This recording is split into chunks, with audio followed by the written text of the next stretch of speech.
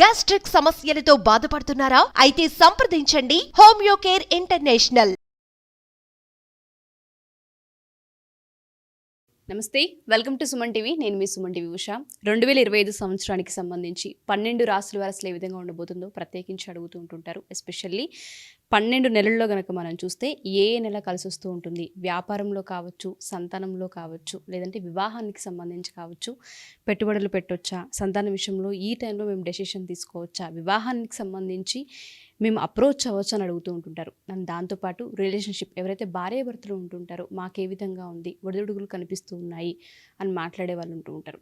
So సంవత్సరాంతం ఏ విధంగా ఉండబోతుంది, ఏ విషయాలలో జాగ్రత్తలు వహించాలి, పెట్టుబడులు ఏ నెలలో పెడితే కలిసి వచ్చే అంశాలు ఉన్నాయి అన్న విషయాలపైన మనతో పాటు జంధ్యాల లత గారు ఉన్నారు. ఆవిడని అడిగి తెలుసుకుందాం.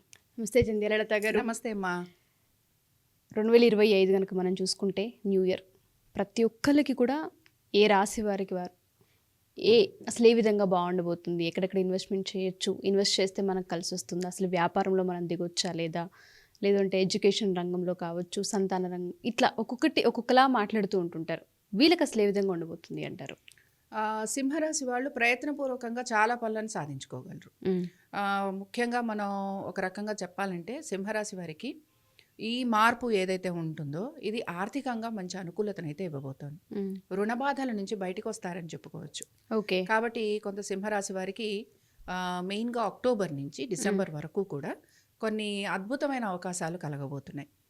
వీరి సంతానం కనుక విదేశాలకు వెళ్ళాలి అని ప్రయత్నం చేస్తుంటే చక్కగా వెళ్ళిపోతారు. కాబట్టి ఎవరైనా సరే సెకండ్ టర్మ్లో నేను మాట్లాడుతోంది అక్టోబర్, నవంబర్, డిసెంబర్ ఆ పీరియడ్లో కనుక వెళ్ళాలనుకుంటుంటే అది వాళ్ళకి అద్భుతమైన అవకాశాలను ఇస్తుంది. అనుకున్న విధంగా వెళ్ళిపోతారు. రెండోది ఏంటి అని అంటే రుణాల నుంచి బయటకు వచ్చేందుకు అవకాశాలు చాలా కనపడుతున్నాయి.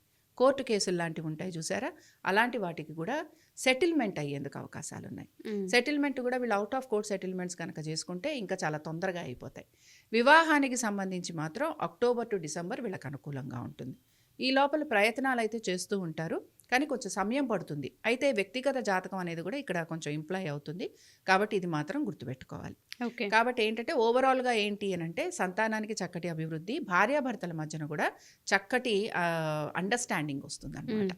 ఇప్పుడు ఇక్కడ మెయిన్గా భార్య కానీ భర్త కానీ వారి యొక్క హెల్త్ గురించి కొంచెం చూసుకోవడము, ఈ ఒక్క విషయంలోనే వీళ్ళు ఉండాలి.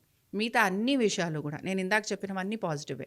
ఒకటేంటి రుణాలు తీర్చేందుకు అవకాశం, రెండోదేంటి ఏదైనా సెటిల్మెంట్ చేసుకోవడానికి అవకాశం, మూడోదేంటి సంతానానికి బాగుంటుంది అనుకున్నాం, నాలుగోదేంటి వివాహ ప్రయత్నాలు చేస్తున్న వారికి కూడా పర్టికులర్ అనుకూలంగా ఉందని చెప్పాం, డిసెంబర్ బాగుంటుంది అనుకున్నాం. ఓన్లీ థింగ్ వీళ్ళు జాగ్రత్త పడాల్సింది వీళ్ళ హెల్త్ గురించి. ఇంకొకటి ఏంటంటే మనకి అవకాశాలు వస్తున్నాయి కదా అని చెప్పి రుణాలు తీసుకుంటూ వెళ్ళిపోకూడదు. వెనకబడతారనమాట.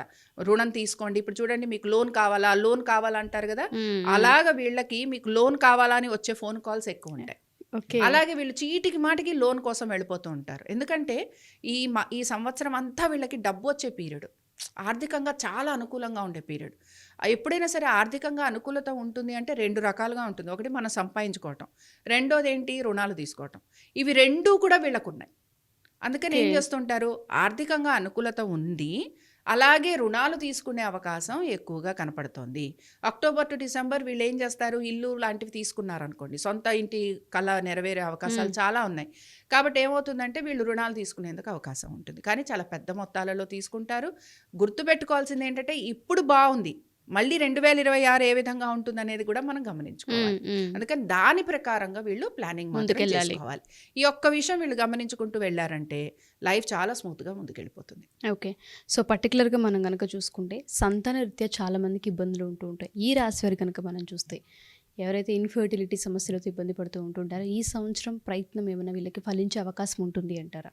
తప్పకుండా ఫలిస్తుంది. అయితే ట్రీట్మెంట్ ద్వారా IUI కానీ IVF కానీ ఆల్రెడీ ట్రీట్మెంట్ తీసుకుంటున్న వాళ్ళు ఎవరైతే ఉంటారో వాళ్ళు కనుక పిల్లల గురించి ప్రయత్నం చేస్తే మే తర్వాత ప్రయత్నం చేస్తే గనక వీళ్ళకి సక్సెస్ వస్తుంది. మే తర్వాత ప్రయత్నం చేయాలి అంటారు. అంటే ఆర్థికానికి సంబంధించి మాత్రం వీళ్ళు చాలా జాగ్రత్తగా ఉంటేనే బెనిఫిట్. లేదు అంటే జాగ్రత్త దేనికి అంటే డబ్బు వచ్చి ఒళ్ళో పడుతుంది, బట్ అది ఏ రకమైన డబ్బు అనేది కష్టపడి సంపాదిస్తున్నామా లేదంటే లోన్స్ ద్వారా వస్తుందా. ఆర్థికంగా బాగుంది అని అంటే ఒక్కొక్కసారి లోన్స్ ద్వారా కూడా మనకు ఆర్థికంగా అనుకూలత ఉన్నట్టే, కానీ అది తీర్చాలి.